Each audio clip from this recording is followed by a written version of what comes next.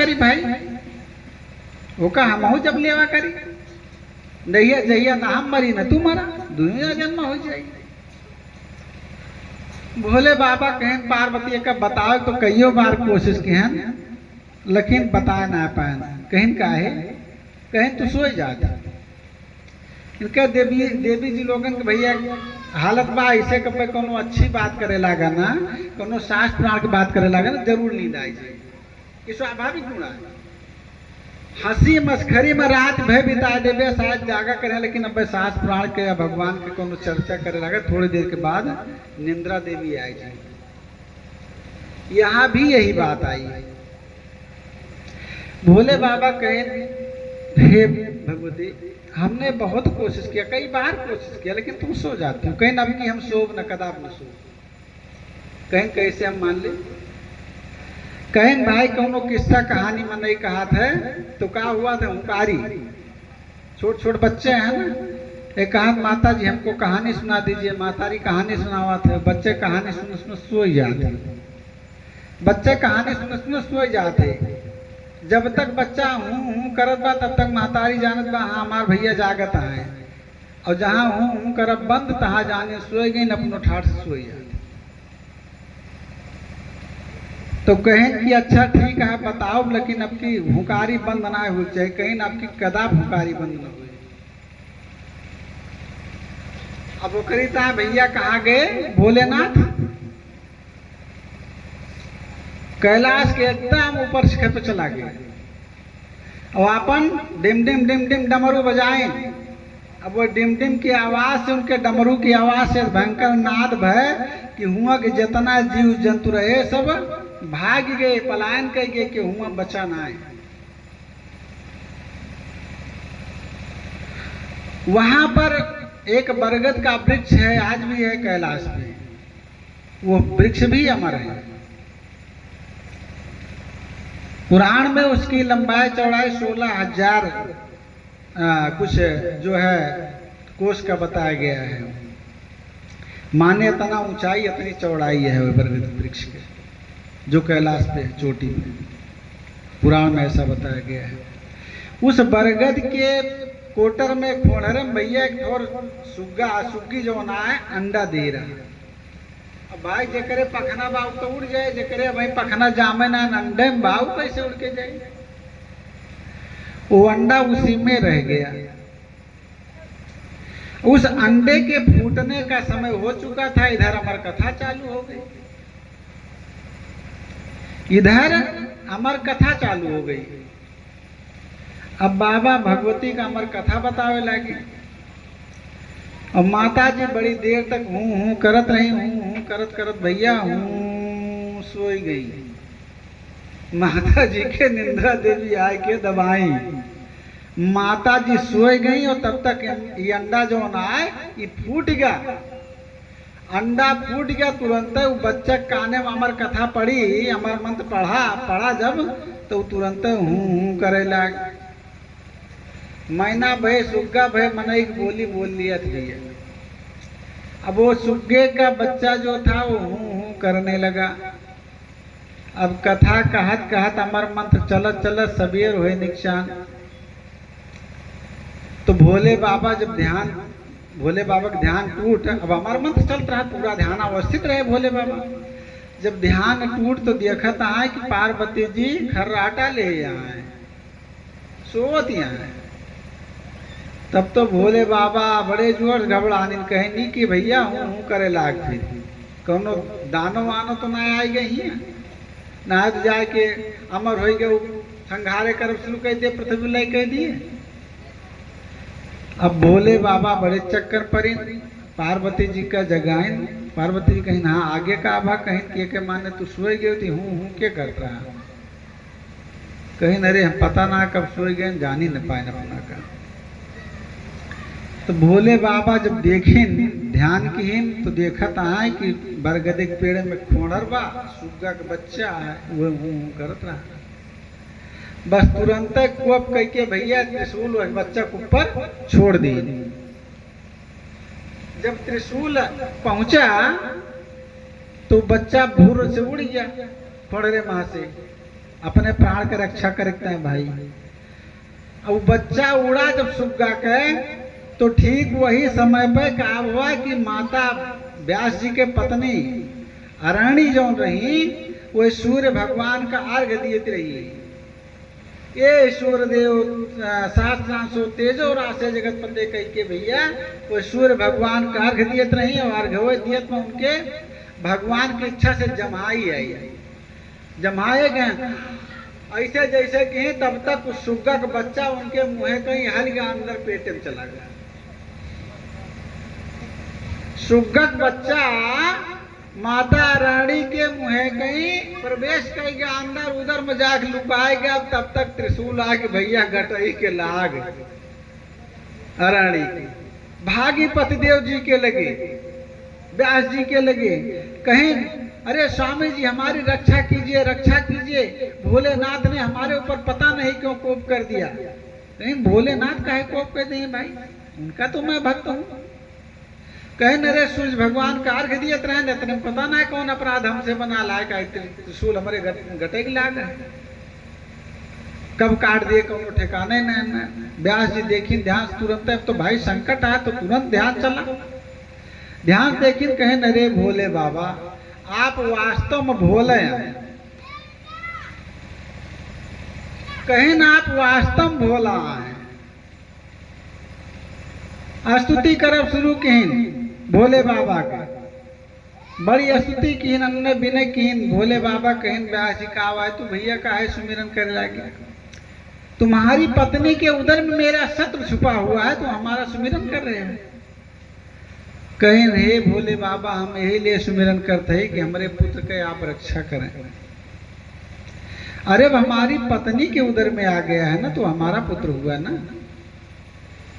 अब उसकी आपको रक्षा करनी है।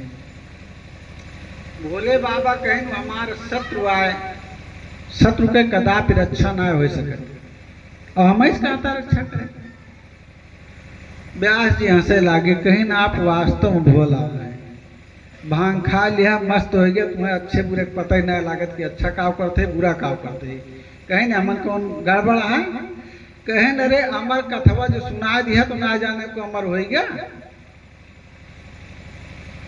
अमर कथा जब आपने सुना दिया तब तो जीव अमर हो गया, वो मरेगा कैसे, त्रिशूलिया छोड़े रहा खाली।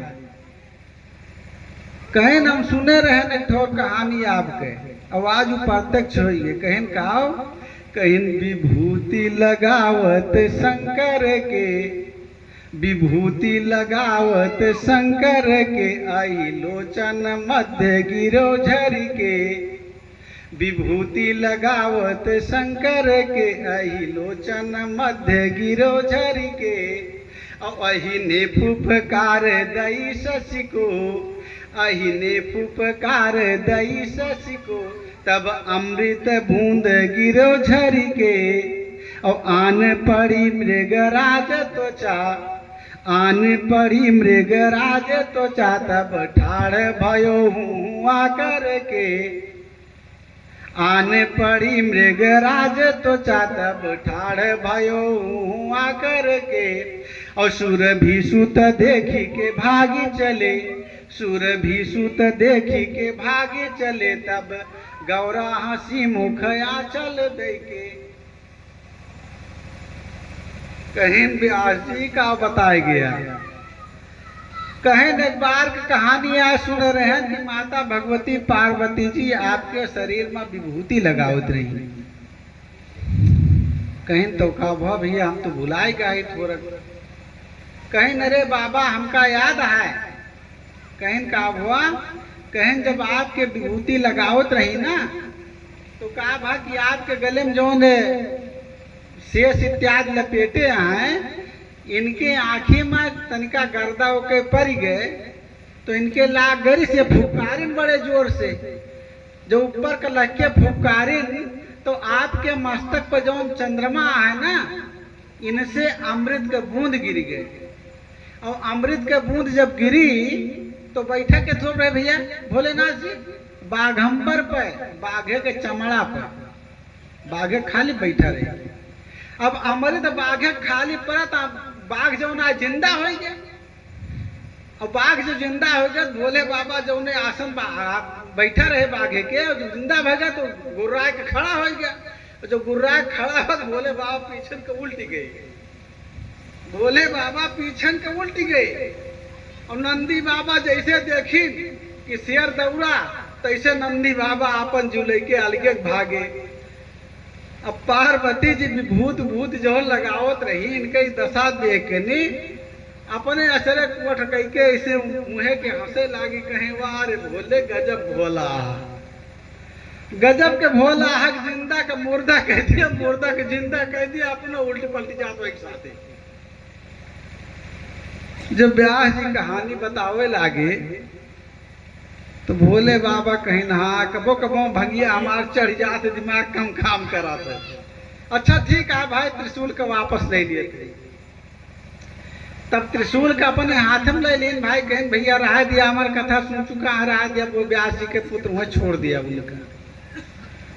तो यह प्रकार से भैया सुखदेव जी माता अरणी के गर्भ में आए, और गर्भ में आए तो भैया 1 महीना बीता, 2 महीना बीता, 3 महीना बीता, 4 महीना बीता, 9 महीना बीत गया। पैदे न भाई, ये पैदे ना भय, माता अरणी पेट बाढ़ चला जात बनगारा हुआ। अब माता रानी परेशान है, स्वामी जी किस लड़काई पैदे नान हुआ, हमार तो उठब बैठब दुर्लभ हो जात बा। तो भोले बाबा कहें भाई अमर कथा सुने आवे, काहे नान पैदा होत को समझ ना आवत। अब भोले बाबा जब ध्यान कीन तो ध्यान कीन शिव जी के, तो शिव जी कहता है कि हे भैया व्यासी, आपके पुत्र तब पैदा हुए जब यह संसार से मोह माया चला जाए, तब ही पैदा हुए, नहीं पैदा न हुए। अब बताओ, अब मोह माया भगावता है। व्यास जी तपस्या करे लागे, भैया 4-6 साल बीत गए, मोह माया भगाओ, तब वो मोह माया ना भागी। तो कहें अब का करी, कहें भाई ब्रह्मा जी के ध्यान करा, हमार बाप ब्रह्मा हूँ। भोले बाबा कहें हमार बाप ब्रह्मा हूँ, हमारे पितामह से पिताजी से जा कहा करीता है। अब व्यास जी ब्रह्मा जी का तपस्या की, बड़ी घोर तपस्या की, 2-4 साल और बीत गई से तपस्या करत करते।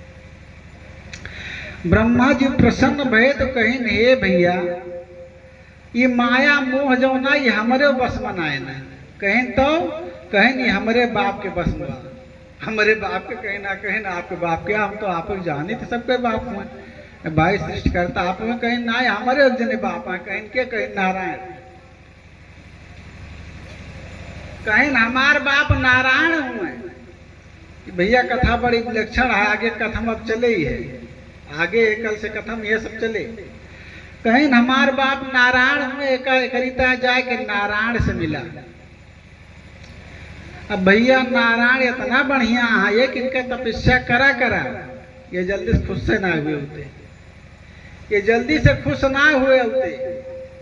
लिखत है बाबा की कोटि कोटि मुनि जतन कराही, अवंत राम कही आवत नाही।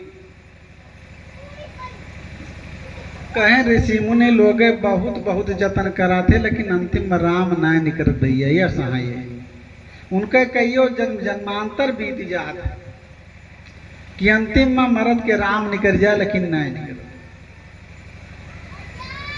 इसमें और रहस्य आगे कथा में आप लोग समय देंगे तो बताऊंगा कितना रहस्य है, बहुत रहस्य की चौपाई है।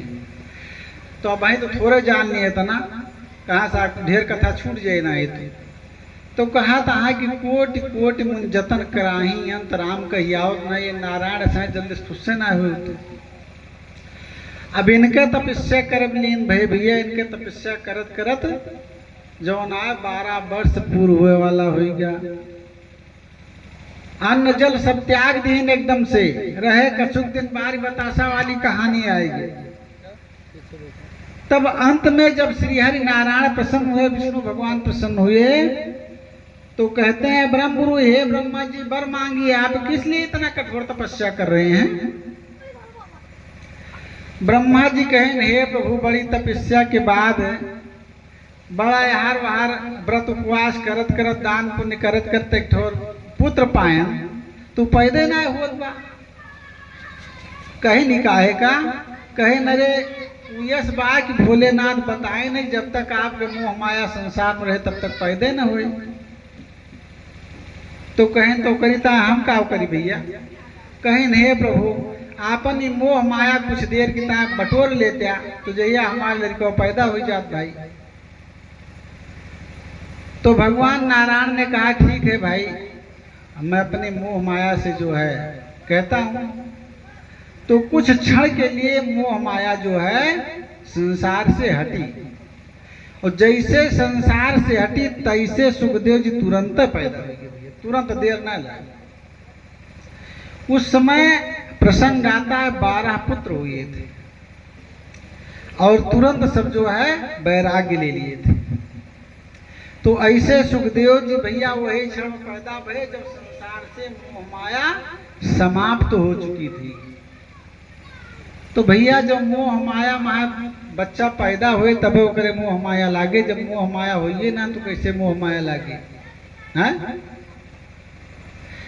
आकाश से सुंदर जल की बूंद चलती है लेकिन होता क्या है भूमि गिरत भा ढाबर पानी भूमि गिरत भा ढाबर पानी जिम जी वही माया लपटानी। जैसे आकाश से जल की बूंद गिरती है और तुरंत धूल से दूषित हो जाते धूल में सम जाते हैं ऐसे जीव जैसे ही पैदा ले होता है जन्म ग्रहण करता है तैसे माया से लिपट जाता है तुरंत माया से लिपट जाता है। और हमारे सुखदेव जी कैसे पैदा हुए माया मोह निराश माया मोह था ही नहीं तो इसलिए इनके पास मोह माया नहीं है न पिता की मोह आई न माता की मोह आई न किसी की माया आई। और मोह क्या है मोह सकल व्याधिन कर मूला सब ही सब रोग के जड़ का भैया जाना थी मोह सारी व्याधियों का जड़ क्या है मोह। अगर आपको मोह ना आए तो आपको कोई रोग नहीं सताएगा आप एकदम फ्री टेंस हो जाएंगे। यही मोह हम आपको जो है बंधन में डाल देता है। तो आइए अपनी कथा में इस प्रकार से जो है सुखदेव जी का जन्म हुआ और सुखदेव जी जैसे पैदा हुए तैसे अपना दंड का मंडल लेकर के भागे। तो वेद व्यास जी आज वही रो रहे हैं यम प्रव्रजंत मनु पेतमुपेत कृत्यम द्वैपायनो विरह का तरयाजुहाव पुत्रेति तन्मयतया तरो विनदुष्टं शरभूत हृदयं मुनिमानतोस्मि। तब आज वृक्षों ने उत्तर दिया कि हे पिताजी जिसे आप पुत्र कहते हैं वो कैसा है शरभूत हृदयम मुनिमानतोस्मि। हे मुनिवर ऐसा मानिए कि आपका पुत्र सभी प्राणियों के हृदय में विद्यमान रहने वाला है चर अचर सारे संसार में व्याप्त है आपका पुत्र। आइए अपनी कथा में देखिए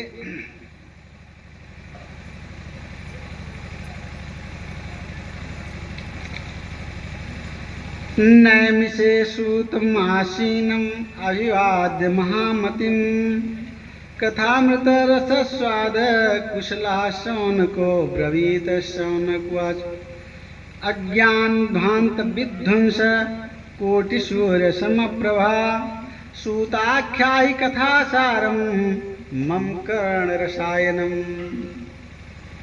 नैमिषे सूतम आसीनम नमिषे सूत आसीनम अभिवाद्य महामति। एक बार की बात है नमिषारण तीर्थ ऐसा है कि वहां पर हमेशा कुछ ना कुछ कथा प्रवचन चलता ही रहता है। तो जहां हमेशा कुछ ना कुछ कार्य होता रहता है वहां कोई घटना घटती है तो क्या होता है वहां एकदा शब्द आ जाता है। एकदा नैमिषारण्य ऋषया शौनकादय एक बार नैमिषारण्य तीर्थ में शौनकादि ऋषि आए। जैसे हम कहीं जा रहे हैं तो रास्ता तो रोजे चलते हैं, लेकिन कभी ठोकर लग गए पैर में, कहीं भैया एक दिन जाते ना हमारे वहीं बड़े जोर से ख्याल आता है, तो क्या कहते हैं एक दिन जाते हैं, माने रोज ना जाते हैं। तो भाषा बड़ी विलक्षण है ये एकदा वाली। तो कहते हैं कि एक बार की बात है, सूत जी नैमिषारण्य तीर्थ में बैठे हुए थे, शौनकादि ऋषि आए। शौनकादि ऋषियों ने कहा कि हे सूत जी, आप तो जो है कथामृत कहने में, कथामृत बताने में बड़े कुशल हैं। आपकी कथा जो है बड़ी अमृतमयी है, बड़ी सुंदर है। आपकी कथा जो है बड़ी अमृत है, बड़ी अमृतमयी, बड़ी सुंदर है। इसको सुनते सुनते तृप्ति ही नहीं होती। एक जने भैया जाते रहे गंगा जी नहाए, गंगा जी नहा जाते रहे, राहम कथा हुत रही, राहम कथा हुत रही, जाते रहे गंगा जी नहाए। अब सोचता है का करे, पहले गंगा जी नहाए पहले कथा सुन ली, पहले गंगा जी नहाई पहले कथा सुन ली। तब तक पंडित जी गायन व्यास आसन से कहता है, यहाँ 9 रस है, रस एक वहाँ, यहाँ 9 रस है, रस एक वहाँ। अब बेचारे सोचे लागे कि व्यास जी कहता है यहाँ 9 रसबा, यहाँ 9 रसबा, जानो गन्नों के और काव कहा थे नींबुओं के और संतरों के सरची अनारों हर चीज का रसिया धरा है। 9 रस गिनावता है पंडित जी। कहीं तो कहीं वहाँ पानी है संत की बानी नहीं, वहाँ पानी है संत की बानी नहीं, यहाँ 9 रस है, रस एक वहाँ, यहाँ 9 रस है, रस एक वहाँ, वहाँ पानी है संत की बानी नहीं। बेचारे रुक गए वहीं। कहीं पंडित 9 रस बतावता है, वहाँ खाली पानी का रसबा, और यहाँ हमारी जान छका छक आज मिले, पहले रस पी ले तब जाई ना है। अब यहाँ रस पिए टाइम भैया चलाए तो यहाँ ठन ठन गोपाल, यहाँ ठन ठन गोपाल एक तो रस ना है। अब बेचारे सोचा कहाँ जानो, पंडितों झूठ बोले लागे। हम कहा ना से आधे राही लौट आयली, एक बताए कि यहाँ 9 रस है, अब एक तो रस ना दिखात बा। कहीं भैया जान ना पाया, कहीं ना ही महाराज हम तो ना जान, कहीं नहीं झूरे रस चला थे, कहीं नहीं झूरे रस चला था, कहीं झूर रस कर रहा है, कहीं अरे काव्य में रस हुआ भाई, कविता वविता में रस हुआ था। कबाऊ मन यहाँ से लागत, कबाऊ रोए लागत, कबाऊ गावे लागत, कबाऊ नाचे लागत, रस है तो हास्य रस के प्रसंग आएगत मन यहाँ से लागत, श्रृंगार रस के प्रसंग आएगत मन प्रेम में डूबेगा, वियोग रस के प्रसंग आएगत मन के आंसू गिरे लाग। भैया इसे हमारे साथे भरा हमारी जान। अब भाई बता ना वियोग रस व्यास जी रो होता है। हाँ? अब व्यास जी के रोग जेके लड़का छूट के हुए कहा तीर्थ इत्यादि माँ या मेला ठेला माँ, वो करे जीव से पूछे कितना दर्द हुआ है, तो ये प्रसंग सुनेगा तो उसकी आंखों में आंसू आ ही जाएंगे। कहीं जाके पाँव ना फटी बीमारी, वो का जाने पीर पर आई, ऐसे करे फाट रहे हुए जाने बीमारी कितने जोर से पाता था, कितना दर्द हुआ। तो इस प्रकार से जो है कहते हैं यहाँ 9 रस है, रस एक वहाँ। अब बेचारे समझ गए कि हाँ भैया यहाँ 9 रसबा। जो थोड़ी देर बैठे और पंडित जी के कथा, व्यास जी के कथा सुने तो छिने हंसे, छिने रोवे, छिने गावे, कहीं हाँ महाराज मान गए हुआ एक रस है, खाली पानी न है, यहाँ संत की वाणी यहाँ पे है। तो आइए ऐसे आज जो है नैमिषारण्य तीर्थ में शौनकादि ऋषि कह रहे हैं कि हे प्रभु, हे सुखदेव जी, आपकी वाणी तो जो है बिल्कुल अमृत की वर्षा कर रही है। इसको सुनते सुनते तृप्ति ही नहीं होती, इच्छा होती कितना पीते चले जाएं, कितना पीते चले जाएं। तो भैया क्या हो बड़ा बखान किन जा तो के बड़ा मन हुमसा था, थोड़ा मन हुमसा था, थोड़ा कबूल फिर ये चीज ये अच्छा कर्म करी, है ना। तो ऐसे जो है कहते कथांतर सस्वाद शुक्ला कुशला सौनको प्रवीत सौनक वाच अज्ञान भांत विध्वंस कोटि सूर्य समप्रभा सूताख्याय कथा सारमम कर्ण रसायनम। कहें हे प्रभु हे सुखदेव जी आपके कथा अमृत जो आए हमारे काने के कहीं जब अंदर जात है ना तो क्या करा रसायन के काम कर, रसायन माने दवा का औषधि काम करा था। जैसे भैया कि तबीयत खराब हुआ और कुछ जड़ी बूटी घोट के पिलाए दी जाए तो करे थोड़ी चैतन्यता आ जाता ना। तो ऐसे शौनकाद ऋषि कह रहे हैं कि हमारे श्रवण रंध्र से जाकर के कान के द्वारा जाकर के ये अमृत का काम करती है कथा। कथा में भैया कथा सुनत सुनत का हुआ था, बहुत जने के दुख दूर हो जाता है, कथा सुन के दुख दूर हो जाता। बाबा कैसे? अरे भाई कौनो आफत विपत परी बा और शायद कथा में बहुत जने ऋषि मुनि लगे साफत फितरा जर्सिक लगे आए गए हैं, ओके कौनो काट पंडित जी बता दें भैया इनके ऊपर ऐसे विपत पड़ी रही, ऐसे समस्या आ रही, तो ये उपाय के हैं तो ऐसे ये समस्या समाप्त होगी। तो हुआ क्या कि अगले के कान में बात पड़ी तो उसने भी सोचा हमारे साथ भी ये समस्या है, इसका समाधान ये है। उसका समाधान हो गया ना, दुख दूर हो गया ना। यह कहीं कथा सुनत राम कथा जे सुनत अघाही तो रस विशेष जाना तीन नाही। ये भगवत चरित्र परमात्मा करित सुनते सुनते जो लोग कहते हैं भैया बहुत कथा सुने माने अघाई गए जाना तृप्त हो गई, तो बाबा का कहता है रस विशेष तीन जाना नहीं। वही कथा का रस न जान पाए हमन कितना मिठास बा, एमा कितना मिठास बा। जिन ढूंढा तिन पाइया गहरे पानी पैठ मैं बपुरा बूढ़न डरा रहा किनारे बैठ। है भाई जे समुद्र में गोता लगाए वह समुद्र के अंदर के रत्न पाए और जो बूढ़े डर के मारा बहरत बैठा रह जाए वो कहा पाए है। तो इसमें डूबनी, इस रस में डूबना पड़ता है, इस रस में डूबना पड़ता है। डूबेंगे तब इसका रस मिलेगा, रत्न मिलेगा। तो ऐसे आज शौनकाद ऋषि कह रहे हैं कि अज्ञान ध्वांत विध्वंस कोटि सूर्य सम प्रभो प्रभा। हे प्रभु आपकी कथामृत जो है एक करोड़ों सूर्य के समान अज्ञान को नष्ट कर देने वाली है। अज्ञान रूपी जो रात्रि है ना हमारे पास, इसको तुरंत दूर कर देती है आपकी कथा। कोटि सूर्य सूताख्याय कथा सारम मम कर्ण रसायनम भक्ति ज्ञान विरागत विवेको वर्धते कथम माया मोह निराश्च वैष्णवे क्रियते कथम। कहते हैं हमने सुना है कि वैष्णव लोग इसी कथामृत को सुन करके माया मोह से दूर हो जाते हैं। माया मोह निराश्च, माया मोह से दूर हो जाते हैं। उतने समय के लिए उनके पास न कोई माया आती है न मोह आता है। इतनी सुंदर कथा आपकी है। ये घोरे कलौ प्राप्ते जीवश्चाशुरतां गतः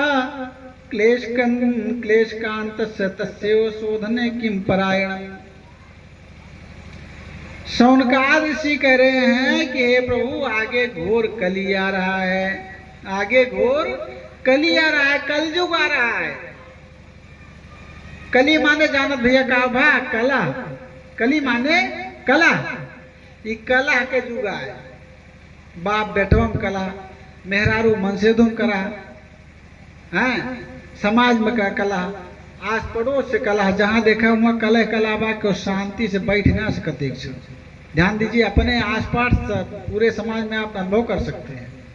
इसलिए इसका नाम ही कली है। कली माने कला, ये कला का ही युग है। इसमें कला ही चारों तरफ से, एक दूसरे से ईर्ष्या जो है व्याप्त रह रही है। कोई बात नहीं तो भी देख करके जलते रहेंगे लोग, है ना। तो कह रहे ये घोरे कलौ प्राप्ते जीवश्चासुरताम गतः। इस घोर कलयुग में कलह पाते पाते जीव जो है सुरताम गतः, जीव मृत्यु को प्राप्त हो जाता है, लेकिन वो कल्याण नहीं कर पाता है। क्लेश कांत शोधने किम प्रायणम। इसलिए जो है ये जो क्लेश है, कष्ट है, इसको दूर करने का कोई उपाय बताइए। आगे घोर कली आ रहा है, इसमें कला रहेगी, इस कला से कैसे ये जीव मुक्त होगा, इसका कोई उपाय बताइए। शेषाम यद भविष्यः पावनाम च पावनानाम च पावनम कृष्ण प्राप्त कर्म शाश्वत साधनम तदाधुना। कहते हैं ये श्रेय माने श्रेष्ठ से भी अधिक श्रेष्ठ है आपकी कथा, पवित्र से भी अधिक पवित्र माने महापवित्र है आपकी कथा। कृष्ण प्राप्त कर्म शाश्वत साधन तदाधुनम, और भगवान कृष्ण को पाप प्राप्त करने की कथा है। भैया यहाँ कृष्ण का नाम क्यों आ गया जानते हैं? भगवान आइए तब तक भगवान का भजन कर लेते। श्रीरंगन भगवान की जय। कृष्ण का नाम क्यों आ गया? कृष्ण प्राप्त कर्म शाश्वताधुना, ये कृष्ण को प्राप्त करने का साधन है। कृष्ण नाम में ही रहस्य है। भगवान कृष्ण का नाम क्या है? कृष्ण। ध्यान दीजिएगा, कृष्ण। कृष्ण माने काला, न का तात्पर्य प्रकाश से, तेज से। कृष्ण जो हमारे अंदर की कालिमा को, हमारे अज्ञान को नष्ट करके हमको प्रकाश में, उजाले में ला दे, उसका नाम है कृष्ण। व्याकरण से है कृष्ण, है ना।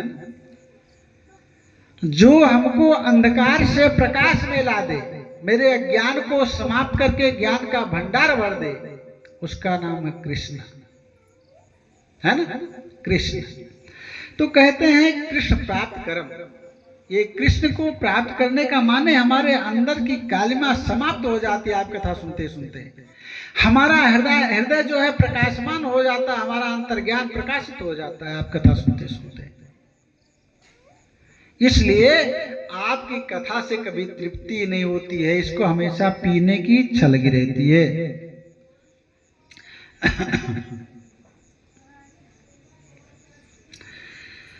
चिंतामणि लोक सुखम सुरेंद्र स्वर्ग संपदम प्रेक्षते गुरः प्रीतो वैकुंठम योग दुर्लभम।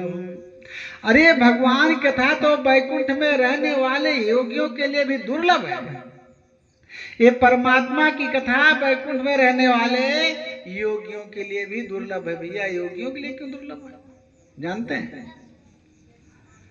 वहां क्या है, उसका नाम क्या है? वैकुंठ का नाम है वैकुंठ। वैकुंठ, वैकुंठ का मतलब क्या है जानते हैं? वैकुंठ, जहां जाने पर सारी कुंठा समाप्त हो जाती है। जहां जाने पर आपकी सारी कुंठा ही समाप्त हो जाए, उसका नाम वैकुंठ है। वैकुंठ है ना। ईर्ष्या द्वेष गलान सब समाप्त हो जाएगा, उसका नाम वैकुंठ है। कहते हैं वैकुंठ वासियों के लिए भी ये कथा दुर्लभ है। क्यों? क्योंकि वहां तो कथा होती ही नहीं है। वैकुंठ में भैया कथा नहीं होती है। कथा कहाँ होती है? अरे कथा वृंदावन में होती है, बने बने। भगवान कृष्ण कथा कहते हैं। और उनकी कथा जो है घर घर में होती है, प्रचलन होती है, घर घर में कथा होती है। तो वास्तव में जो सुख वहां है वो वैकुंठ में भी नहीं है, योगियों के लिए भी दुर्लभ है। क्योंकि योगी तो कैसे होते हैं, उनको किसी से कोई मतलब नहीं होता है, देवता से देवता सब साथ साथ मौन है। हिया भैया संजोगो रसबा वियोगो रसबा, अहुमा न संजोगे बा न वियोगे है। वैकुंठ में संजोग वियोग ना केहोस कोनो मतलब है ना। सब अपने में आंख मूंदे बैठा है, क्यों मुंह लटकाए वही बैठा है, क्यों मुंह लटकाए वही बैठा है। उनको कोई रस से कोई मतलब नहीं है, इसलिए करे वैकुंठ वासियों के लिए भी ये दुर्लभ है। यहाँ तो रस मिलता है, वो तो नीरस है वैकुंठ।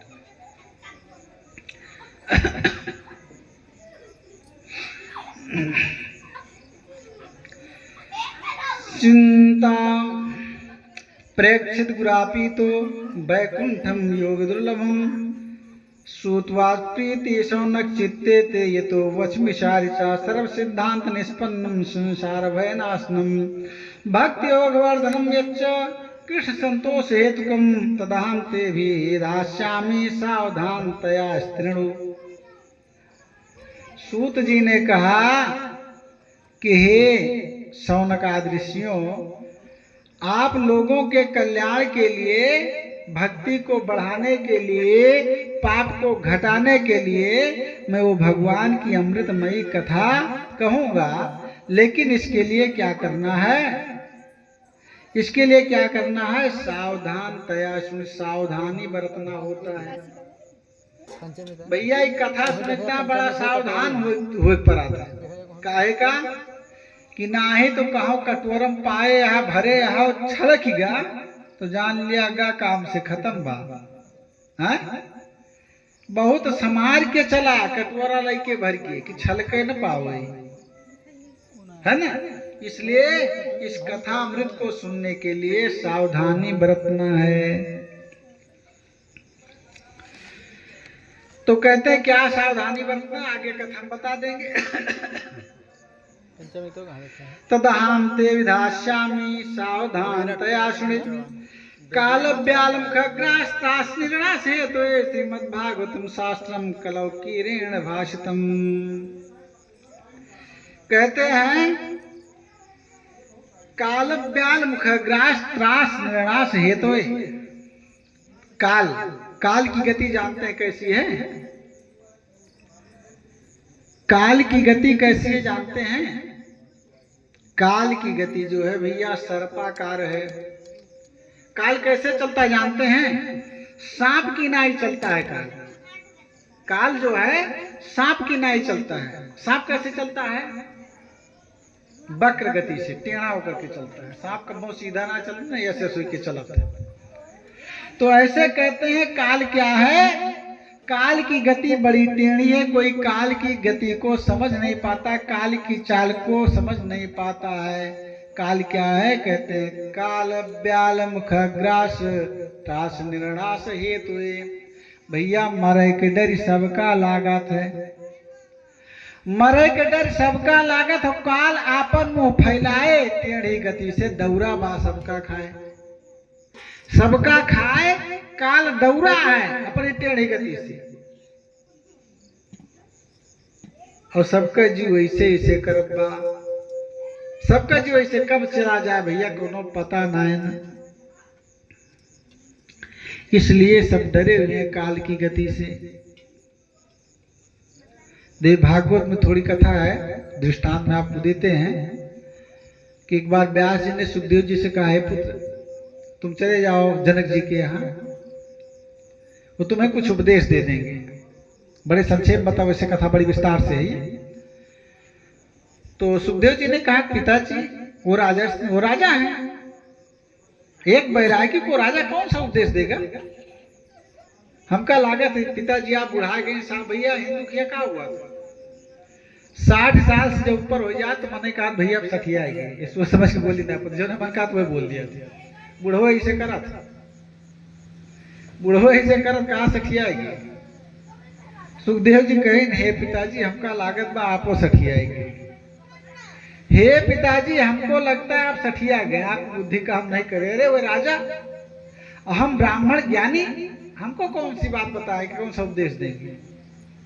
कहें नहीं पुत्र चले जाइए। बहुत संक्षेप बता रहे हैं, आगे कथा कभी विस्तार से बता देंगे। तो गए सुखदेव जी। कहें ठीक है भाई, मात पिता गुरु आज्ञा मानी और बिना विचार करो शुभ जानी, ये शास्त्र कहता है। माता पिता गुरु इनके तीन की आज्ञा में कभो विचार ना करे चाहिए, तुरंत कह डारे चाहिए। और जो विचार के सो हमेशा धोखेगा, क्योंकि माता पिता जिन्होंने तेल उबटन लगा करके पाला पोसा है, कभी अपने बालक को गर्त में जाते नहीं देख सकता है ना। तो क्या हुआ भाई, चले गए। और चले गए तो जनक जी समझ गए कि ये कुछ दीक्षा के लिए आए हैं। तो जो है पहरेदार ने बताया जा करके कि एक लगता है कोई पागल आया हुआ, चूंकि सुखदेव जी नंगे रहते थे, नंगे धिड़ंग गए थे, वहां पर कुछ पहनते थे नहीं। तो पहरेदार बताया कि महाराज जी कोई पागल लगता है आया हुआ है द्वार पे। तो जनक जी समझ गए कि सुखदेव जी आ गए। जनक जी ने कहा कह दो खड़े रहे, शाम को मिलते हैं। अब भैया पहरेदार बताई सुखदेव जी का कहीं खड़ा, वही उनके दरवाजा गेटन के लगे वो खड़ा डंडा है। सवेरे से समझा होगी, न हिले न डोले न केवल कोनो बात न चीज कुछ न, जहां लाठी ठड़िया जाए। जनक जी पहरेदार को बुलाए, पूछे कहनो जो उन्मत्त आया हुआ था पागल की नहीं, वो कहाँ गया।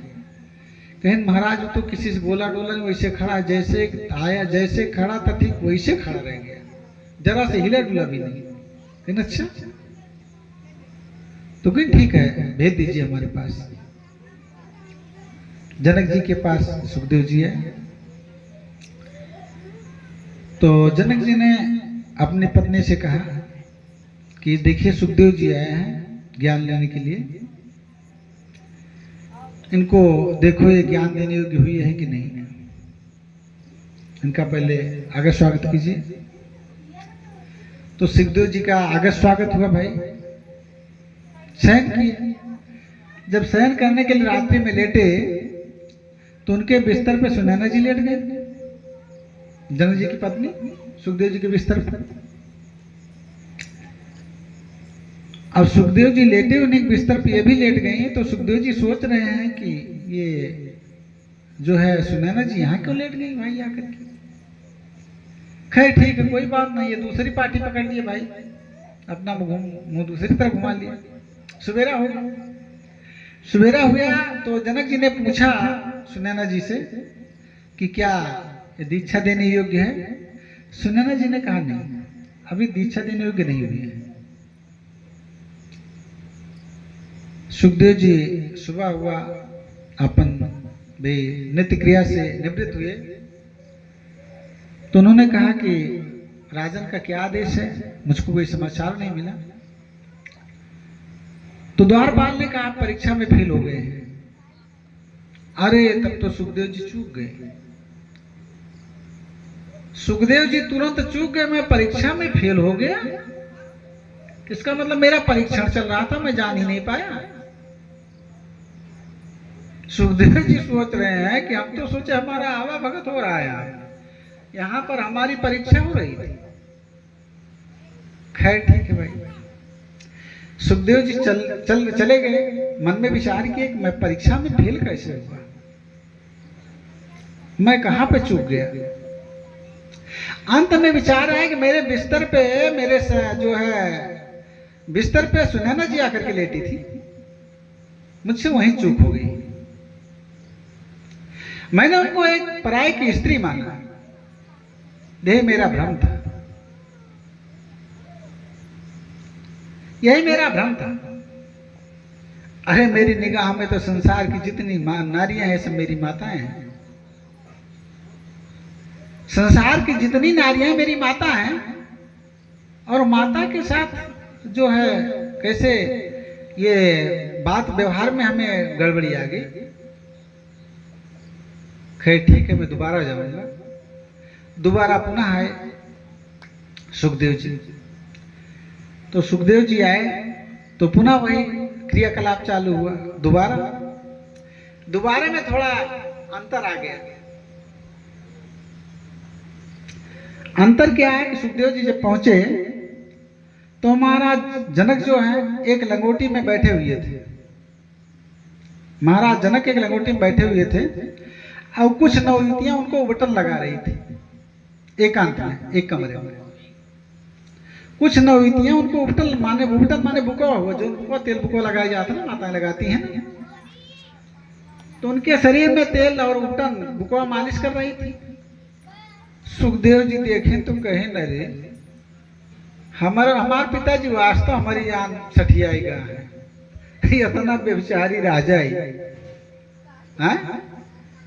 इतनी नारियों के साथ, इतनी नवयुवतियों के साथ उबटन अपने शरीर में नंगे होकर के मलवा रहा है।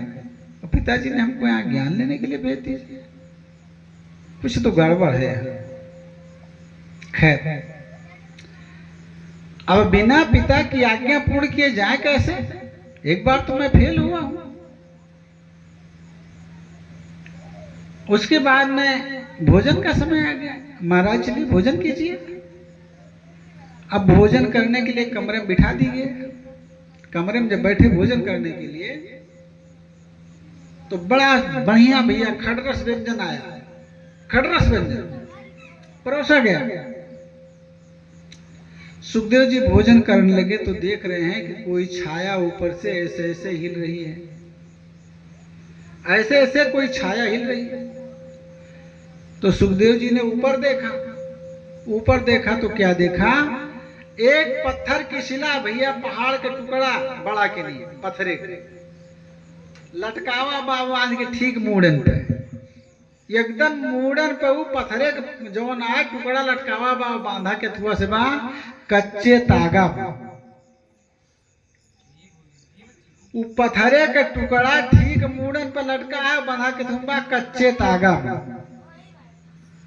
अब यह ना दुठोर चूहा दुठोर मुंह का काटत है, कवा करिया बा, कवा गोरहार माने, कवा उज्जर बा, कवा करिया बा, दू चूहा वह तगवा काटत है। और जैसे ही दृश्य पड़ा सुखदेव जी के निगाह पर, तैसे भोजन पानी छोड़ के भागी ना अपन जुलई के। तुरंत भोजन पानी छोड़ के अपन जुलई के भागी। बाहर जनक जी बैठे थे। जनक जी तुरंत खड़े हो गए। महाराज आप तृप्त हो गए? हाँ हाँ महाराज। अब यहाँ मारे डर के पसीना पसीना बहा सुखदेव जी कि अब भाई गिरा हम गए काम से। कहीं ना आप बड़े घबराए हुए से लग रहे हैं। कहीं नहीं राजन, मैं तृप्त हो गया, बहुत बढ़िया व्यंजन था, बहुत बढ़िया व्यंजन था। माने बहाना कह के कुछ बतावत ना कि काव करत रहे भैया, काव आई। अब घबरान तो बड़े जोर से सुखदेव। खैर महाराज जी कहें बहुत अच्छा, अगर आप तृप्त हो गए बहुत अच्छा है, ठीक है आपका बिस्तर लग जाता है। एक कमरे में जो है महाराज जी के लिए बिस्तर लग गया। अब बिस्तर जब लग गया तो माता सुनैना जी पुनः वही क्रियाकलाप किया, गई बिस्तर प्लेट गई।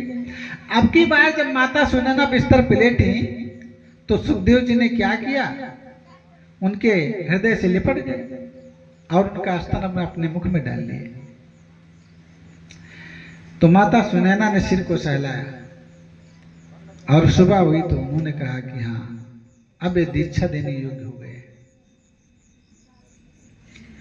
दीक्षा कब लेनी चाहिए जानते हैं? मैं मनता मन मार रे नाना कर कर पीस, तब सुख पावे सुंदरी और झलक के शीश। कबीरदास जी ने कहा। इसको जो है लाठी डंडे से मारना पड़ता है, सिलबट्टा लेकर के पीसना पड़ता है। किसको? मन को। इस मन को बहुत मारना पड़ता है, तब मनुष्य जीव दीक्षा लेने योग्य होता है। वहीं आजकल बहुत जने मंत्र लिए पहुंच जाते हैं और गुरु जी मंत्र ज्यादा झट से दे दिया था कि चला कम से कम सौराहे आना देंगे हैं। और यहाँ कितनी बढ़िया परंपरा है देखिए। तो माता जी ने कहा कि हाँ अब ये जो है दीक्षा के योग हो गए। तो सुखदेव जी के जो है अंदर तो वो बात खोल रही थी, भैया पत्थर का शिला लटकी रही।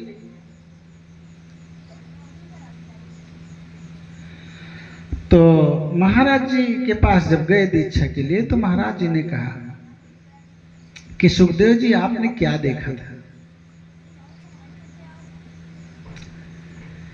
कहें महाराज जी हमारी बात कुछ समझ में कम आई कि आपको मैंने एक बार बड़ा विलासी देखा कि आपके शरीर में कुछ नौतियां जो है उपटन लगा रहे, बुकवा लगा रहे थे। आप ये कार्य कैसे करते हैं हमारी समझ में नहीं आती है। एक तरफ आपको बैरागी बताया गया है कि आप बैरागी हैं और दूसरे आप इतने रागी दिखाई देते हैं। कहीं सुखदेव जी आपको दूसरा दृश्य क्या मिला? सुखदेव जी ने कहा कि मैं जब भोजन करने बैठा था तो मैंने भोजन का कोई स्वाद नहीं जाना। कहीं क्यों? कहीं मेरे मुंह पे ठोर पाथा जो टांग दे रहे हो, दो ठोर चूहा काटत रहे हो रस्सी, वो कच्चे सूते बना रहा। महाराज ने कहा कि राजा ए सुखदेव जी, हम भी ऐसे ही इस राज्य का कोई सुख नहीं जानते हैं। हम भी इस राज्य का कोई सुख नहीं जानते हैं। ये दोनों चूहे जो कच्चे सूत को काटने में लगे हुए जानते हैं क्या है? ये आयु है। कच्चा सूत आयु है और रात दिन रूपी दो चूहे हैं जो उसको कुतर रहे हैं। रात दिन मिला करके हमारी आयु को छीण कर रहे हैं। और जो चाकी लटकी हुई है काल की चाकी है, कब हमारे सिर पे आ जाए और चाकी के नीचे के चूहे हो जाए कोई जानता नहीं है। इसलिए मुझको इस राज्य के किसी सुख से कोई मतलब नहीं है, क्योंकि मैं उस काल को जानता हूं। जिस दिन आप उस काल को जान जाएंगे उस दिन आपको काल से भय नहीं लगेगा। सुखदेव जी समझ गए कि इसीलिए जनक जी को जो है बैरागी बता गया है। ऐसे सुखदेव जी की बड़ी सुंदर, बड़ी पवित्र, बड़ी पावन कथा है। आगे आइए कथा में देखिए तो कहते हैं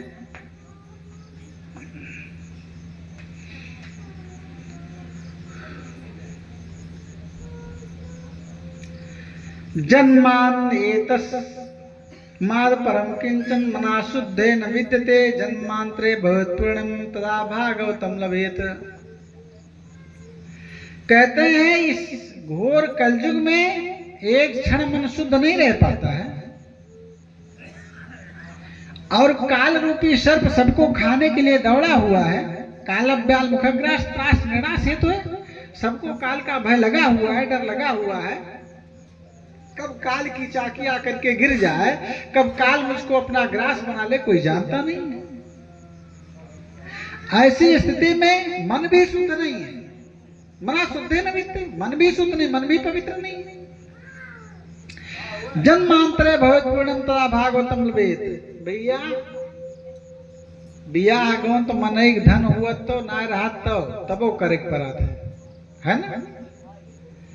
बिटिया के बियाह भा के मरण भा के क्रियाकर्म भा, आदमी को है तो नहीं है तो करना ही पड़ता है। लेकिन ये भागवत कथा सबके घर नहीं हो पाती है। विवाह इत्यादि तो दरिद्री भी कर डालते हैं, लेकिन भागवत पुराण की कथा सबके घर नहीं होने पाती है। इसलिए कहते हैं जन्मांतरे भवेत् पूर्णम तदा भागवतम लभेत। जब बहुत ही जन्मांतर के पुण्य का उदय होता है तब आपके घर ये भागवत रूपी अमृत बरसता है। उसमें भी वह महान भैया लिखा क्या जाता है पोस्टर में, ध्यान दीजिएगा। मैं बहुत कट सत्य बोलता हूं आसन पे आने के बाद में, और आसन पे आने के बाद में हमारा कोई नहीं होता है। आसन पे आने के बाद में हमारा कोई नहीं, ना कोई रिश्ता है ना कुछ। बहुत कर सत्य बोलता हूं। लिखा क्या रहता है पोस्टर में, ज्ञान जग बड़ा सुंदर सब लोग लिखाते हैं, ज्ञान यज्ञ। और होता है क्या, पंडित जब तक नाचन लागे तब तक कनो कथा ना आवे। पंडित जब तक नाचन लागे तब तक कनो कथा ना आवे, मजे नहीं आए। सब नचियो मजा लिया, तेहू मजे लिए एक आवत। और हिया का कहता है ज्ञान यज्ञ। ज्ञान क्या जानते हैं, ज्ञान के धार कृपाण के धारा लिखी है। धार ना कहता, कहता है कृपाण के धारा, ज्ञान के धार कृपाण के धारा। तलवार आप लोगों ने देखी होगी ना, तलवार में एक तरफ धार होती है, तलवार थोड़ा टेढ़ी करके ऐसे होती है, लेकिन कृपाण कैसे होता है जानते हैं? कृपाण बिल्कुल सीधा होता है, कृपाण बिल्कुल सीधा होता है। कृपाण में दोनों तरफ धार होती है, कृपाण में दोनों तरफ धार होती है, इधर भी धार होती है, इधर भी धार होती है। म्यान से निकालने में अगर सावधानी नहीं बरता तो दुश्मन के बजाय आप अपना हिस्सा काट लेंगे, कलम कर लेंगे। ये ज्ञान, ये ज्ञान। यहां हम मजा लेने के लिए नहीं आते हैं, यहां हम मजा लेने के लिए नहीं आते हैं। भागवत कथा में हम आते हैं किस लिए? अपने पाप को धोने के लिए, प्रायश्चित करने के लिए जाते हैं। कि बहुत दुर्लभ जन्मांतरे भवत पूर्ण। अरे किसी ने धन दौलत खर्चा करके इतना सुंदर आयोजन किया है? उस ज्ञान रूपी गंगा में जाकर के नहा तो लो, मुझको कुछ लग तो नहीं रहा है ना। फिर भी लोग समय नहीं दे पाते हैं, फिर भी लोग समय नहीं दे पाते हैं कि कम से कम वहां जाए, कुछ तो कान में पड़ेगा अच्छा बुरा। लेकिन नहीं हुआ तो भैया मजा लिए आवत। और ये क्या है कि जरा से चूक गए तो गए काम से। जैसे डाल से चूका हुआ बंदर, उसका फिर ठिकाना नहीं मिलता है, ठीक ऐसे ज्ञान यज्ञ होता है। आइए अपनी कथा में देखिए। परीक्षिते कथम वक्तुम सभायां संस्ते सुखे सुभाकुम मम गृहीते देवास्तत्र समागमन सुखम नप्ता अवदन सर्वे स्वाकार्य कुशलासुरा कथा सुधाम प्रेक्षस्व गृहीते सुधाम एवं विन्मये जाते सुधाराज्ञा प्रपीयताम पिपास्यामो वयं सर्वे श्रीमद्भागवतामृतम्। कह रहे जब सूत जी कथा कह रहे थे ना, जब सूत जी शौनकाद ऋषियों को कथा सुना रहे थे तो देवता लोग क्या किए जानते हैं? एक सोने के पात्र में कलश में जो है अमृत भर करके लेकर के गए। सोने के पात्र में, सोने के बर्तन में, कलश में देवता लोग अमृत लेकर के गए। सुखदेव सूत जी बता रहे हैं शौनकाद ऋषियों से, कब? कि जब परीक्षित जी को यह था कि आज के 7वें दिन तक्षक नाम का नाग डसेगा और तुम्हारी मृत्यु हो जाएगी। तो सुखदेव जी कह रहे हैं, सुखदेव जी परीक्षित जी को कथा सुना रहे थे तो देवता लोग जो है सोने के कलश में अमृत भर करके लेकर के गए और कहते हैं कि हे सुखदेव जी, इस कलश में अमृत है, राजा परीक्षित को मृत्यु का भय है, राजा परीक्षित को मृत्यु का भय है ना, तो इनको अमृत पिला दीजिए, ये अमर हो जाएंगे। इनको अमृत पिला दीजिए, ये अमर हो जाएंगे। और कथा रूपी जो अमृत है इसको हम लोगों को पिला दीजिए। सुखदेव जी से कहा कि जो कथा रूपी अमृत है इसको हमें पिला दीजिए, और जो हम अमृत लाए हैं इसको परीक्षित जी को पिला दीजिए, इनकी मृत्यु नहीं होगी, मृत्यु टल जाएगी। सुखदेव जी ने कहा कि देवता लोग, हमको मालूम हो गया बड़े स्वार्थी होते हैं, देवता लोग बड़े स्वार्थी होते हैं भैया, अपना स्वार्थ सिद्ध करने के लिए कोई भी उपाय कर सकते हैं। अरे इतना बढ़िया अमृत है ये, इसको आपको पिला दें और सुखदेव जी जो है परीक्षित जी को जो है हम अमृत पिला दें। क्वा काचा का मणि महा, कहाँ काच और कहाँ मणि, कहाँ काच और कहाँ मणि। अरे कथा रूपी अमृत जो है ये मणि है, कथा रूपी अमृत क्या है? ये मणि है। और जो कलश में आप अमृत लेकर के आए क्या है? कांच के समान है। अब आप कांच की तुलना इस मणि से करते हैं। इसलिए मुझको मालूम हो गया कि देवता लोग अपना कार्य बनाने के लिए बड़े कुशल होते हैं, बड़ी कुशलता से बात करते हैं। इस प्रकार से कहते हैं, सुधाकुमं क्रियते देवस तत्र समागमन सुखम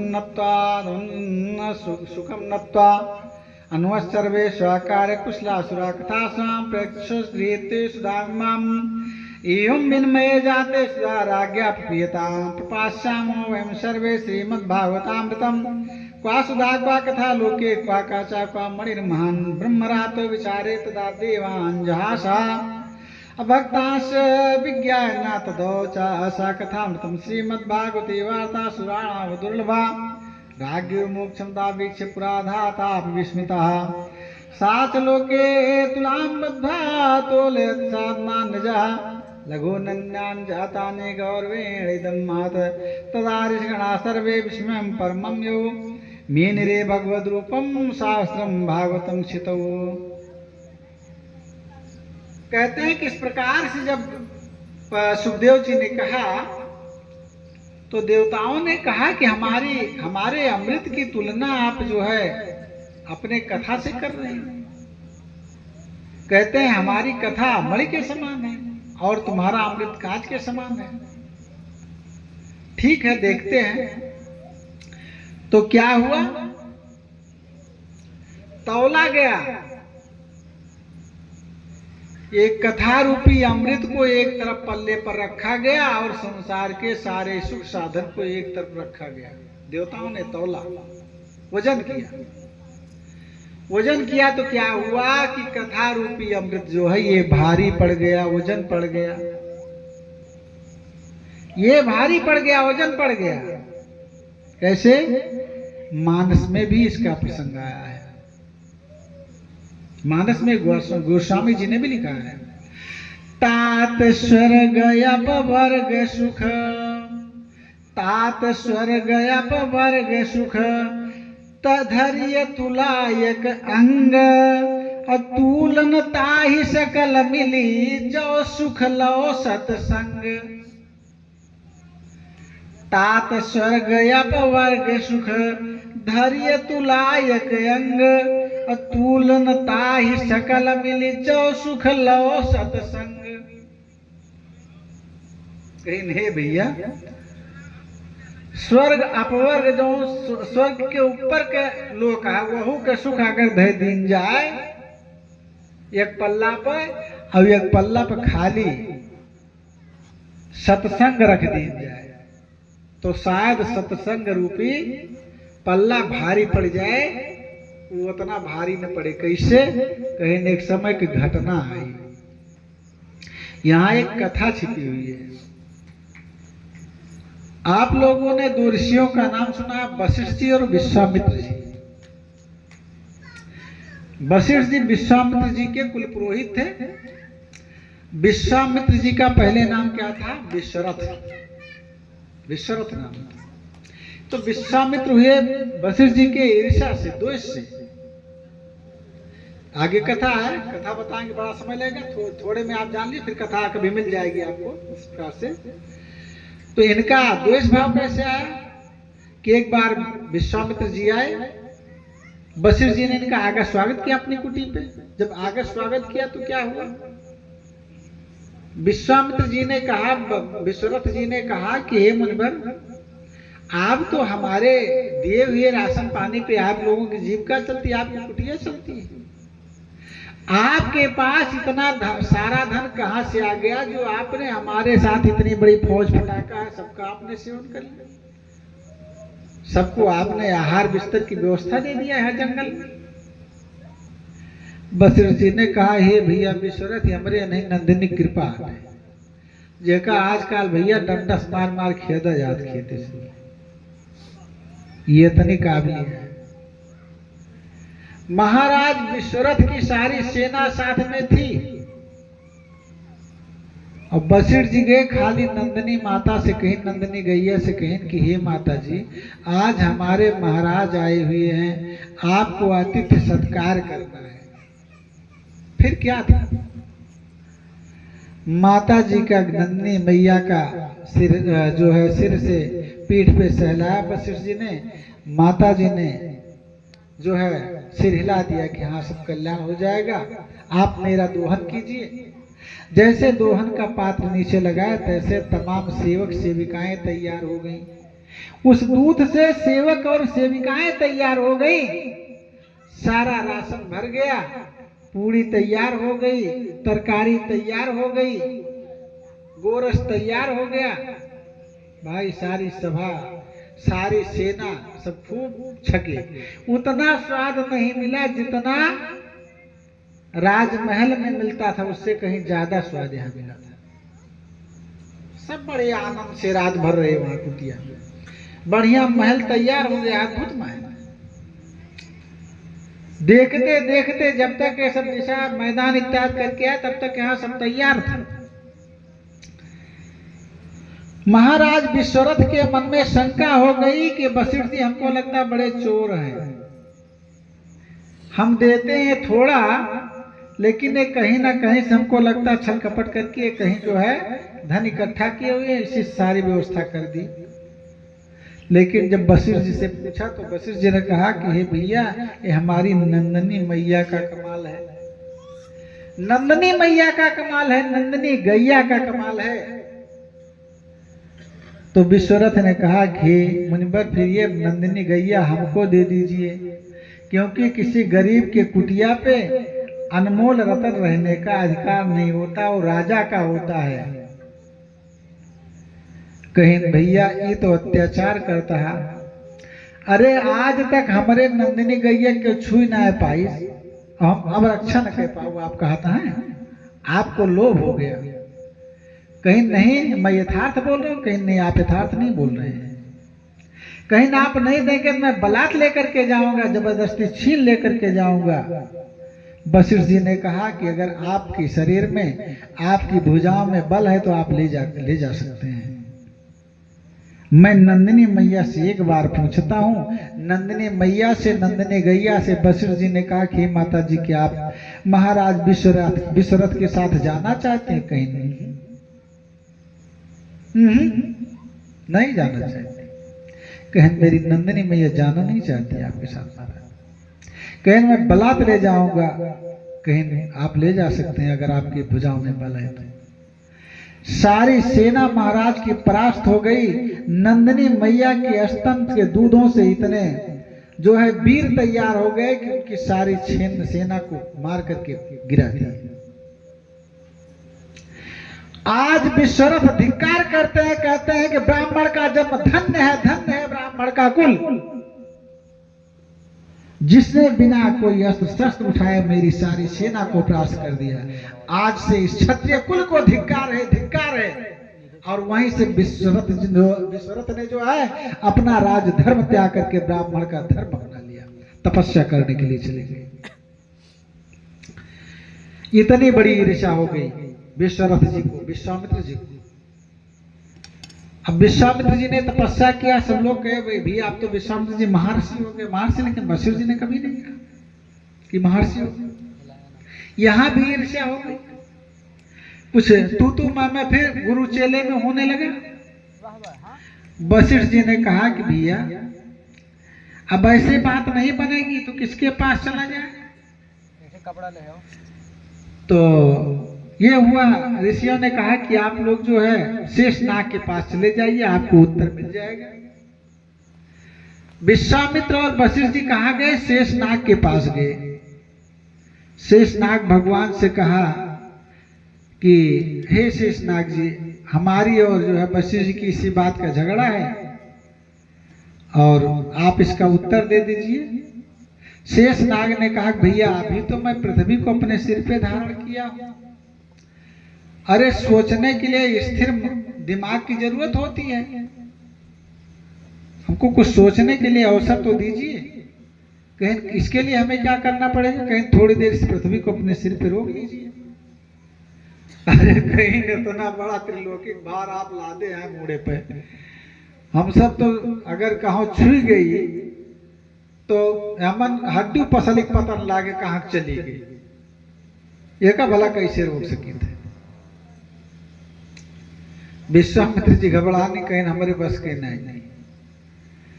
वशिष्ठ जी ने कहा कि अगर मैं थोड़ा भी सत्संग किया हूं, अगर मैं थोड़ा भी सत्संग किया हूं तो हे धरती माता आप रुक जाइए, शेष जी को छुट्टी दे दीजिए। बस तुरंत पृथ्वी टंग गई, तुरंत पृथ्वी टिक गई, टंग गई। शेष जी का सिर हल्का हो गया। शेष जी अपन मूल थोड़क सोच की न तना दिन से भैया कम से कम कुछ क्षण कर राहत तो मिली हमका। शेष जी कहीं भैया विश्वामित्र आपको हम समझते हैं आपके प्रश्न का उत्तर मिल गया होगा, कहीं मतलब है कुछ बतौबे ना किया, कहा था मिल गया होगा, कहीं हाँ बताएं तो कहीं कहाँ बताया, कहीं अरे एक क्षण का सत्संग जो ना वशिष्ठ लगाए दीन तो त्रिलोकिक भार लेके पृथ्वी रुक गए, त्रिलोकिक भार लेके पृथ्वी रुक गए। अब आपके समझ में आया हुआ, अब उत्तर ही रहता है। तो तुरंत विश्वामित्र जी वहीं प्रणाम किए और उल्टे पैर वापस चले आए। वहीं का प्रसंग है जो गोस्वामी जी लिख रहे हैं कि तात स्वर्ग अपवर्ग सुख धैर्य तुलायक अंग तुलनताई सकल मिली जो सुख लो सतसंग प्रविश नगर की जय सब काजा हृदय राखी कौशलपुर राजा। कहें भैया यह प्रकार से दृढ़ निश्चय करके सत्संग के नगर में प्रवेश कर जा, कोनो चिंता नहीं। सत्संग में इतना बड़ा प्रभाव होता है, इतना बड़ा बल होता है। आइए अपनी कथा में देखिए।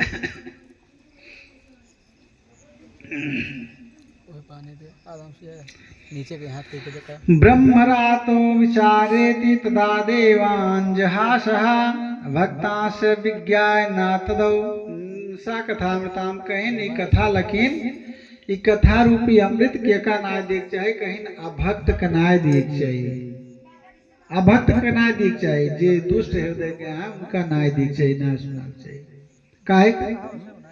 क्योंकि उनको इसमें विश्वास नहीं होता है, उनको इसमें विश्वास नहीं होता, विश्वास टिकता नहीं है, और विश्वास टिकता नहीं तो इसका उपहास करते हैं, इसका उपहास करते हैं।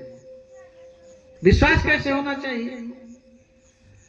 बट विश्वास अचल निज धर्मा, बट विश्वास अचल निज धर्मा और तीर्थ राज समाज सुकर्मा। विश्वास कितना बड़ा होना चाहिए जानते हैं? बाबा ने बताया, विश्वास का स्वरूप दिया है। बट बट दो शब्द आ भैया, बट माने ब्राह्मण और बट माने बरगद, दोनों भाव ही एक जगह दिया था गोस्वामी जी। चूंकि गोस्वामी जी ने रामचरित की जो रचना किया है ना, इसकी भाषा औरेब है, रामचरित की भाषा औरेब है। आप समझते ना, ये कुछ नहीं कि औरेब का हवा है, पंडित जी की एक नई नई बात बता देता है, औरेब का हवा है। जौने के भाव आसानी से पकड़ा न जा सके, कहन का कहन उसको पकड़ो मत जाने दो, उसको पकड़ो मत जाने दो। ये भैया इतना जिन्हें बैठा के अर्थ बता दिया का हो सकत है, बता सकत एकदम सरल बोलत है, ना अंग्रेजी बा ना फारसी बा ना उर्दू बा, कहन उसको पकड़ो मत जाने दो। है ऐसे लिखे हैं, मांगी नावन की वट आना कहा तुम्हार मरम मय जाना, यही है बा, उसको पकड़ो मत जाने। अरे भाई उसको पकड़ो मत, मत पर तनिका हलंत लगा दिया तो क्या होगा, मत जाने दो। उसको पकड़ो माने उसको पकड़ लो, मत जाने दो, रोका रोका जाने दिया ना, उसको पकड़ो मत जाने दो, यही कहा है, ले जाके वो हलन तो मत पे लगा दिया तो उसको पकड़ो मत, छोड़ दिया जाए दिया है क्या ना। अब एक कौन अर्थ नहीं करी है, न हलंत लागबा, न पूर्ण विराम लागबा, न कामा लागबा, कुछ लागे ना तो कौन अर्थ निकाल रही है। आप कैसे सरल कह लिए हैं कि ये गोस्वामी जी ने इसको लिखा है, हैं? ऐसे यहाँ भी कह रहे हैं, मांगी नावन केवट आना और कही तुम्हारे मरम में जाना। अब बताओ, मांगिन भैया कि ना मांगिन? भगवान राम नाम मांगिन है, बताओ आप सब।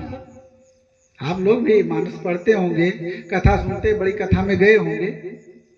भगवान राम ने नौका मांगी केवट से, हैं? मांगी नाव न केवट आना, नाव मांगिन भगवान राम कहें भैया नैया ले आओ। कहा था न केवट आना, केवट कही हम भैया ना हुए, हम न उबे, कहा तुम्हारे मरम में जाना। अरे तुहार मरम हम जानी थे। और यहाँ लिखत है बाबा लक्ष्मण हूँ यह मरम न जाना, जो कछु चरित रचऊ भगवाना। यहाँ लक्ष्मण साथन पैदा भय, साथे रहे, खेलिन खाइन, जंगल में गए तो भगवान राम के मर्म ना जान पाए। अब एक क्षण में केवट का कहत बा कहा तुम्हार मरम मैं जाना। अरे हम तुम्हार मरम जानी थे, हम कदापि नाव लेके ना आओ, चाहे तू जा चाहे न जा। भैया का पंडित जी से बोले बाकी उठा बोले है, ऐसे कहे व्यंग वचन बोलत रहा। कहीं सुन केवट के बन प्रेम लपेटे अटपटे, अटपटा बोलत बा ना, ये अटपटी बाणी तो आ, चाहे जा चाहे न जा, हम लेके ना हो ना, हमारे बस के ना। मांगी नाव न केवट आना और कहे तुम्हारे मरम में जाना। और थोड़ा गेप और लगा दिए तो का हो जाए, मांगी नावन केवट आना कहे तुम्हारे मरम में जाना। मांगी नावन, भगवान ने केवट से नौका नहीं मांगी। वही गाओ रे भैया, भगवान राम ने केवट से नौका नहीं मांगी, केवट आना, केवट अपने आवा। अरे वह तट पर रहा भाई के उठा लेके नौका दौड़ा आवा, कहे तुम्हारे मरम में जाना। कहा बा तुहार मरम हम जानी थे। कौन मरम बा? अरे तू पार हुए चाहता घर से निकाल दी नहाओ, कौन मरम बा? छोट के मरम बा कि तू पार हुए चाहता घर से निकाल देगा तीनों प्राणी। ये हम जानते ही का पूरे ये जानता रहा। बहुत अंतर कथा बा, एमन बहुत अंतर कथा बा। बोले लागल तो कुछ न कह पाऊ, तो शायद टाइम समाप्त हुए वाला बा। कहाँ सब थक गया बैठे बैठे उबे लागा है ना। कहाँ सवेरे से पंडित जी लोग भाई व्यस्त, कहाँ सब थका लाग गया। तो आगे कथा आप लोग बस यही बता करके विराम करेंगे। आगे ज्ञान वैराग्य भक्ति की कथा और जो है धुंधकार इत्यादि कथा कल आपको मिलेगी जैसे जैसे क्रम बढ़ेगा। तो कहते हैं कही तुम्हार मरम में जाना, हम तुम्हार मरम जानते ही। अब यहाँ तो संदेह होगा कि भगवान नाव मांगिन कि ना मांगिन, संदेह होगा ना। अरे कभी कभी आप रास्ते में जाते हैं तो सवारी वाला अगर कोई सवारी नहीं उसके पास तो खुदे दौड़ाता है, भैया चलिए भैया बात चलिए। हाँ और कहाँ फुलबा 4 सवारी 10 सवारी बैठी है तो बोलबो कर न सुने, कहे हमारे बस के ना भैया तू जा चाहे न जा। हाँ होगा नहीं। तो कहा था मांगी नाव न केवट आना, कहे तुम्हारे मरम में जाना। अब एक अर्थवा कैसे निकलवे भैया जब और एक विद्य आए। हाँ आगे बाबा जी ने इसका अभाव दिया है विनय पत्रिका में। बाबा जी ने इसका भाव विनय पत्रिका में आगे दिया है कि भगवान राम जो है केवट से नाव मांगे, केवट नहीं आया। यह कथक भैया 3 घंटा 4 बोल सके खाली एक चौपाई में, लेकिन समय अभाव है। भागवत कथा आटे न कहे पंडित जी भाई रामायण झोरे रहा है, कुछ बताते नहीं है ना। लेकिन ये प्रसंग बस ऐसे बात आ जाती है तो कहना ही पड़ जाता कुछ ना कुछ। तो इसको विनय पत्रिका में बाबा जी ने इसका उत्तर दिया। क्या कहा जानते हैं? यही घाट से थोड़ी के दूरिया है, यही घाट से थोड़ी के दूरिया है, कटिलो जल था देखैया वजू। यही घाट से थोड़ी के दूरिया है, कटिलो जल था देखैया वजू।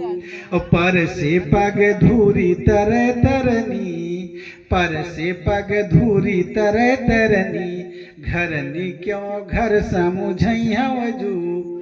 तुलसी अवलंबन और कछु, तुलसी अवलंबन और कछु, हर लड़का के ही भांति जियैया वजू। अब एक भाव भैया निकल रहा है। भगवान राम केवट से नाव मांगे तो आवा ना, वही पार से बतावत बा। का कहत बा? यही घाट से थोड़ी के दूरिया है। हे प्रभु राम, जहाँ खड़ा है वही घाट से थोड़ी दूर तनिका दाएं बाएं देखा। का देखा? थोड़ी के दूरिया है। का है? कटिलो जल था देखैया वजू।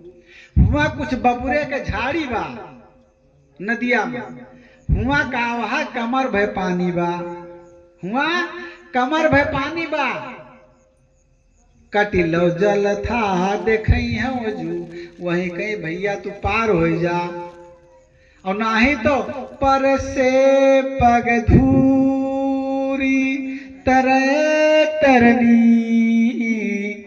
पर से पग धूरी तरह तरनी, घरनी क्यों घर समुझैया वजू।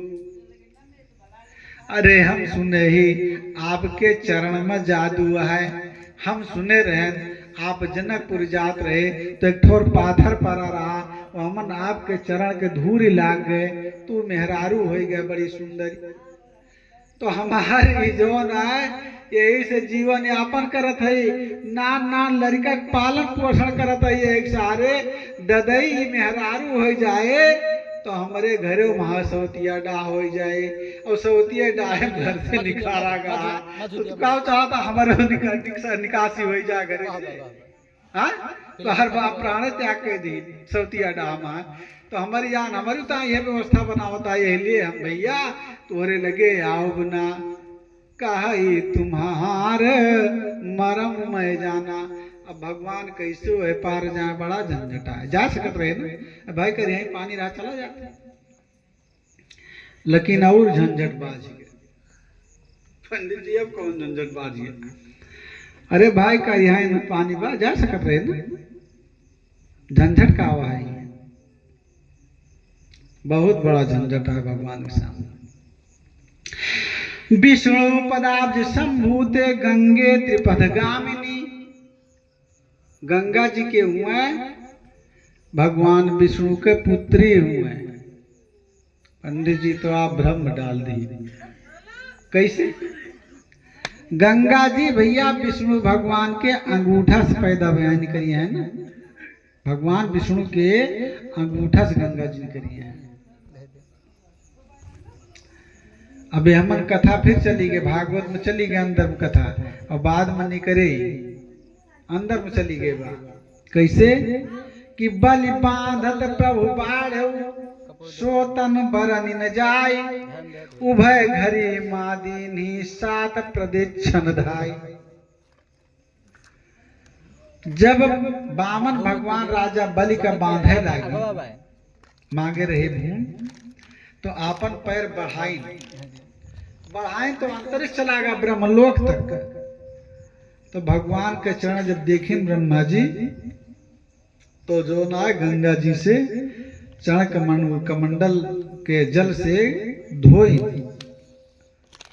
जब कमंडल के जल से धोए तो गंगा जी उनके चरण में समाहित होगी, और चरण में समाहित होगी तो निकरी में माने गंगा जी जब उनके वहां पहुंचे तो उनके चरण से निकली कमंडल में गई, और कमंडल से धोई तो फिर उन्हें चरण समाहित होगी। तो वही कहा था विष्णु पदाब्ज संभूते, भगवान विष्णु के चरण से निकली उत्पत्ति हुई। और मैं केवटा का बता कटी लो जल था देखई हवजू। भैया कमर भर पानी बा, आप कमर भरे पानी में गंगा जी माँ अगर भगवान राम जाते थे नहीं चरण से गंगा जी निकरी यहाँ तो पुत्री के साथे समागम के दोष लागा था। इसलिए गंगा जी माँ कमर भरे जल में भगवान राम जाए ना सकते। अब विचार कर, अब भगवान राम कैसे जाएं? और यही भगवती सीता के सामने समस्या है। क्या समस्या है? जब हम बाहर माताओं को स्त्रियों को जो है अपने घर में आंगन में चाहे जैसे भी रहें, लेकिन गीले कपड़े में बाहर जाने पर पतिव्रता व्रत का दोष लगता है। ये मर्यादा है हमारे शास्त्र। क्योंकि जब कपड़ा गीला हो जाता शरीर में चिपक जाता है तो हमारे अंग प्रत्यंग प्रदर्शित होने लगते हैं। इसलिए बहनी बिटिया चाहे कपड़ा लगता इतना ढील ढाल पहरे रहा कि इनके अंग प्रत्यंग जनाए न आवाज का सब वही हमारा यश पहन लिया थी कुल देखा था। कितना बड़ा दोष है, कितना बड़ा दोष है। आज भगवती सीता भी कमर भर जल में नहीं जा सकती हैं क्योंकि कपड़ा भीग जाएगा तो जंगल में भी चलना है तो पतिव्रत धर्म का दोष होगा, धर्म नष्ट हो जाएगा। इसलिए माता भगवती भी नहीं प्रवेश कर सकती। अब बाकी बचे लखनलाल। तो लखनलाल जी क्या है? भगवान नारायण विष्णु के शेष हैं, जो अवशेष बचा तो गंगा जी आखिर और तो पुत्री भाई। अब तीनों जने के सामने भैया समस्या हो गई, जाए तो कैसे जाए? बताए तो दीस केवल निषाद राज बता दी कि थोड़ी दूर पर घाट आओ इसे जा सकते कर यहीं पानी बा, लेकिन अब जाए ना सकते। बताए के बाद बड़ा धर्म संकट तैयार हुई। तो भगवान कहें भैया कैसो कह के लैके आवत बताई, अब लगे आवत दूर से बतलात कम ठिकात नगीचे आवत बतलाई, हम अपन आपदा विपदा बताई। तो केवट आया तो कहत बा कि हे प्रभु चाहे जवन कुछ हो लेकिन बिना आपके गोड़ धोए हम जाए न दिए न कदापि नहीं। काहे? बरु तीर मारई लखन पे जब लगिन पाए पखारी हो। बरु तीर मारई लखन पे जब लगिन पाए पखारी हो। तब लगिन तुलसीदास नाथ कृपाल पार उतारी हो। आज भरे लखनलाल बाण से मार दिए हमार प्राण निकल जाए वो हमका मंजूर है, लेकिन जब तक हे नाथ बड़ा सौभाग्य बा कम से कम इतना बढ़िया अवसर तो मिला कि आज आपके चरण धोए का अवसर मिला है। और जब तक धोए न लिए तब तक प्रभु हम आपका पार न जाए देव चाहे जाओ। सुन के वट के बयन प्रेम लपेटे अटपटे बिहसे करुणा आयन चितय जान की लखनतन। अब जानकी और लक्ष्मण का है चितई भैया करिता है यह कथा बारी है भैया। कथा कथा महा पैदा हुआ था इसे कथम कथा बाज जाता पैदा हो जाता। अब चितैन का है लक्ष्मण सीता बिराना यह कौन कथा है?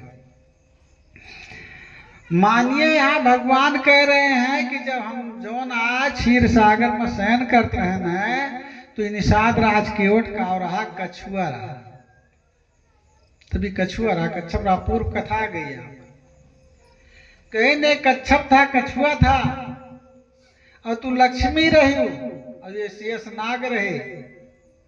या नहीं के सैया पर हम शयन करते रहे क्षीर सागर माँ और तू हमार पैर पकड़े बैठी रही है और कछुआ हमार चरण छुए चाहत रहा है तो तू आंख तरियरत रही है का तू डरा पिछड़ जात रहा ऊपर से फुफकार मार बेचारा और दूर भाग जाए फिर आओ हमार गोड़ छूटता है। अब आज मौका मिला बा आएगा बा अब काव कर अब काव कर देवरो देवरो भौ जाए अब आज छुओ भैया कि न छुओ भैया अब तो बड़ा संकट है।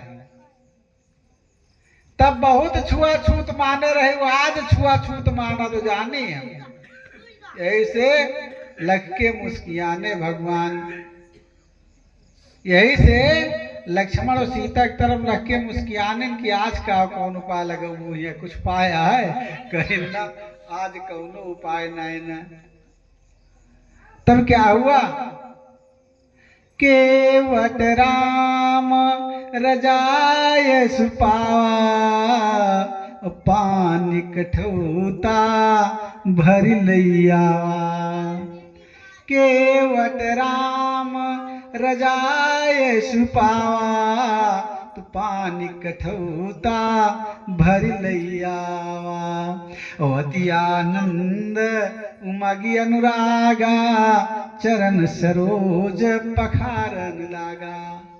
भैया धोई स्नाय के उठा पंडित जी का बताया दिया केवटा भगवान राम के चरण धोई स्ना भैया पखारी सी पखारे धोए बड़ा अंतर है बहुत अंतर है पखारे धोए। आगे कथा हम बता देंगे थोड़ा बता रहे हैं इस समय। तो केवट राम रजाश मैंने राजाज्ञा मिली तब भगवान कहें भैया लेके आवा चाहे जैसे कह के हमका पार्थ जाहिर का जो मन का है तो उनका राज हम तोहरे अधीने है। अब आज हम तोहरे अधीने भाई जसमन का है तस्करा मानिए राज आज्ञा मिली राजा की आज्ञा मिल गई तो पानी कठौता भर ले आवा तो कठौता अपने भैया पानी भर के लेके आवा। ये सब छोट छोट गिदारे आजकल ये कठौता जानते न ये सब नीरज उरज हमारी जान कि देखे आ कठौता भैया कैसे हुआ जाना अच्छा चला कम से कम एक जन मिला तो कठौता जाने वाला काठे भैया लकड़ी के पहले थरिया बर्तन बना रहा था का कठौता काट रही है ना जैसे आजकल थाल परात बा ऐसे लकड़ी बना रहा था कठौता काट रही। तो केवट राम रजाय सुपावा पानी कठौता भर लैयावा अति आनंद कहीं ना आनंद ना अति आनंद बड़ा आनंद मगन हो गए एकदम आनंद विभोर हो गया आनंद में मगन अति आनंद उमगी अनुरागा चरण सरोज पखारन लगा। आज भी कुछ माताएं बहनें चरण पखारती हैं धोती नहीं है लेकिन पूछे में संस्कार रह गया भैया बाकी ना रह गया पखारब का हुआ आज जान लेगा। एक तो हुआ था कि जने पानी डाल दी झट से हर बार कह के धोए धाक पूछ दी। अब पखारब का हुआ मीज मीज बड़े प्रेम से चरण धोआ थे ओका पखारब कहा थे ओकरे बाद आचार्य से पूछी हैं ओकरे बाद माँ आचार्य से पूछी हैं और ओकरे बाद का करी वही जौन केवटा केरा जलपान करी आप सहित परिवार कहीं न पुए नाय तरह के उठा अपनो चरण के धुवन पीसे ओकरे बाद अपने पूरे परिवार के प्याज घरों में छिड़क दी हमारे घरों पवित्र हो जाए। ऐसे जो गुरुजन हैं सिद्धजन हैं महात्मा जन हैं या हमारे जो मान्य हैं इनका चरण धोना नहीं पखारना चाहिए। लेकिन भैया स्मरणिकता ना कहते जे पी के आवत हुए जे मांस खाए के आवत हुए चाहे बांधवन हुए तो ना ना मैं आदेश नहीं देता हूं तो आपका पुण्य भी क्षीण हो जाएगा। पहले की कैसे करे चाहिए जाना था न जानता हूँ कथा हमारे ढेर विज्ञान चलत है इससे इतना जने यहाँ हमारी जान बहुत एकाध जने भले जानते हो पहले के लेकिन पहले करे कम जानते हो एकाध जने उसका जानते हुआ पहले कैसे की जा जाना था यस कह के पहले क्यों जाता। जैसे बिटिया के ब्याह है पाव पूजा जाता है, जैसे बिटिया के ब्याह है वहां पाव पूजा जाता है, वह आए पहले की करता है, माने चरण पूजता है। ऐसा करने से क्या होता है, बर आपकी तरफ पैर करके बैठा है, हमारा आपका जैसे चेहरा ऐसे है ना, तो आपका दाहिना हाथ बर के दाहिने हाथ पैर पे जाएगा और बायां हाथ बाएं पैर पे जाएगा। तो भैया निगेटिव पॉजिटिव हमारे शरीरियों में चलत बा, बायां अंग निगेटिव है और दायां अंग पॉजिटिव है। तो पॉजिटिव जब पॉजिटिव में टकराएगा, निगेटिव में टकराएगा तो प्रकाश जल जाएगा। पाप पूर्ण दुई नौ छिजय अर्ध अर्ध बट जात, तब ये होता है पाप पूर्ण दुई नौ छिजय अर्ध अर्ध बट जात, तब आपका पुण्य उसके अंदर जाएगा, उसका पाप आपके अंदर आकर के भस्मीभूत हो जाएगा। यह चरण छू तरीका इना भैया पा लगी। अब तो कहा भैया नमस्ते, सब कुछ है सस्ते, चलिए अपने रास्ते, है ना।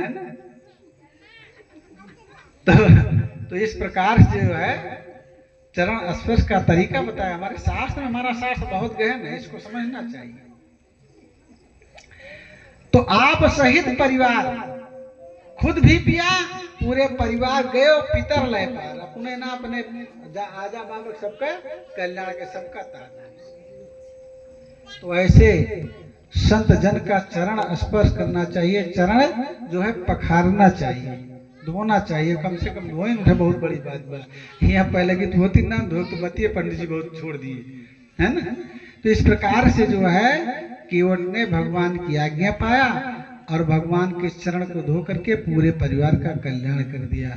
यहीं पर हम वाणी को विराम देंगे। आगे ज्ञान भक्ति और वैराग्य की कथा कल होगी, जो है 3 से 6 और 8 से 10 कथा चलेगी। आगे जैसा समय में रहेगा, जैसा स्वास्थ्य रहेगा, उस प्रकार से आप लोग कथामृत का पान करेंगे। कथा विसर्जन होत हैं, सुनो वीर हनुमान, राम लक्ष्मण जानकी सदा करें कल्याण। सीताराम।